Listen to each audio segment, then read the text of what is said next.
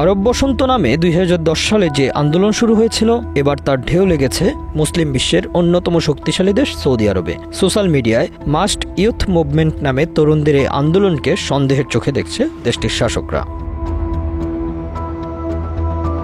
মুসলিম দেশ তিউনিসিয়া থেকে শুরু হওয়া আরব বসন্ত পরবর্তীতে মিশর, লিবিয়া, সিরিয়া, ইয়েমেন সহ আরও কয়েকটি দেশে ছড়িয়ে পড়ে। পরবর্তীতে এই আন্দোলনের পেছনে পশ্চিমা বিশ্বের ইন্ধনের অভিযোগ ওঠে। রাজনৈতিক বিশ্লেষকরা বলছেন, আরব বসন্তের সাথে সম্প্রতি সৌদি আরবে শুরু হওয়া মাস্ট ইউথ মুভমেন্টের অনেক মিল রয়েছে। দুটি আন্দোলনই সোশ্যাল মিডিয়ায় শুরু হয়েছিল এবং দুটি দেশেই বিদ্যমান শাসকদের বিরুদ্ধে আন্দোলনটি ছিল। এতদিন সৌদি আরবের রাজতন্ত্র নিয়ে কথা বলা মানেই ছিল ভয়, নিপীড়ন আর দীর্ঘ জেল জীবনের আশঙ্কা। কিন্তু প্রযুক্তির পর্দা আর সামাজিক মাধ্যমের ছায়ায় সেই ভয়কে অগ্রাহ্য করে মুখ খুলছেন নতুন এক প্রজন্ম।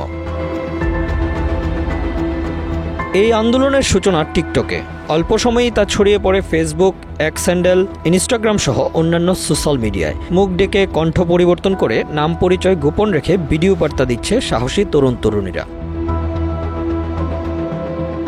তাদের অভিযোগ, ক্রাউন প্রিন্স মোহাম্মদ বিন সালমান বা MBS এর শাসন ব্যবস্থা এক কঠোর স্বৈরতন্ত্রের রূপ নিয়েছে। নাগরিক স্বাধীনতা হরণ করা হচ্ছে, সুশাসনের বদলে দুর্নীতির রাজত্ব চলছে। প্রকৃত উন্নয়নের বদলে ফোকাস করা হচ্ছে চোখ ধাঁধানো মেগা প্রকল্প আর পশ্চিমা ধাঁচের বিনোদন।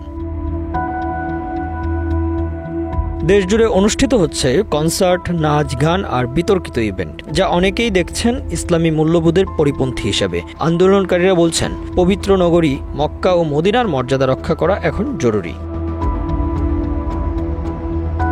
আন্দোলনকারীরা বলছেন, তারা উন্নয়ন চাচ্ছে কিন্তু আত্মার বিনিময়ে নয়, সংস্কার চাচ্ছে কিন্তু পরিচয় হারিয়ে নয়। এমন কথা শোনা যাচ্ছে তাদের ভিডিও বার্তায়।